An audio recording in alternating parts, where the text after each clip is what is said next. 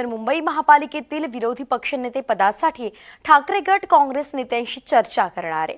शिवसेना उद्धव बाळासाहेब ठाकरे पक्षानं विरोधात बसण्याची भूमिका जाहीर केली असून विरोधी पक्षनेता देण्याचे सुद्धा संकेत दिलेत आणि यासाठी शिवसेनेच्या नेत्या फोनवरून मुंबई काँग्रेसमधील नेत्यांशी चर्चा करतायत। मुंबई महापालिकेत विरोधी बाकावरती काँग्रेसचं शिवसेना उद्धव ठाकरे यांच्यासह पक्षाला सहकार्य करण्यावरती प्रश्नचिन्ह आहे आणि त्यामुळेच फोन केले जात आहेत। आतापर्यंत महापालिकेमध्ये मोठ्या कालावधीसाठी काँग्रेस पक्ष हा विरोधी पक्षाची भूमिका निभावतोय, मात्र आता शिवसेना पक्ष विरोधी बाकावरती बसणार आहे। परंतु निवडणुकीत शिवसेनेला पाठिंबा न देणाऱ्या काँग्रेसकडून विरोधी पक्षनेते झाल्यावरती किती सहकार्य केलं जाईल यावरती प्रश्नचिन्ह आहे। जुई जाधव आपले प्रतिनिधी आपल्यासोबत जोडल्या गेल्यात। जुई, एकीकडे आपण पाहतो की निवडणुकीत काँग्रेसनं थेट महाविकास आघाडीची साथ सोडली होती, मात्र आता जेव्हा विरोधी पक्षनेत्याच्या बाकावरती शिवसेनेला बसायचे तेव्हा काँग्रेस साथ देईल का? काय वाटतंय, कसं आहे सध्या चित्र?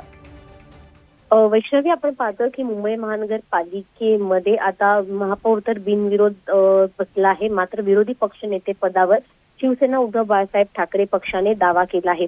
परंतु त्यासोबतच एका मोठ्या कालावधीसाठी काँग्रेस पक्ष हा मुंबई महापालिकेत विरोधी बाकावर होता, त्यामुळे आता नेमकं काँग्रेस शिवसेनेला सहकार्य करणार का यावरच प्रश्नचिन्ह उपस्थित होत आहे। कारण का मुंबई महानगरपालिका निवडणुकीमध्ये शिवसेनेसोबत निवडणूक न लढवण्यावर काँग्रेस पक्ष ठाम होतं आणि त्यामुळे यंदा आता जर विरोधी पक्ष नेते पदावर शिवसेना दावा करत आहे तर काँग्रेस त्यांना सहकार्य करणार का, यासाठी आता काँग्रेसच्या मुंबईतील नेत्यांसोबत शिवसेनेचे वरिष्ठ नेते फोनवरून चर्चा करणार आहेत।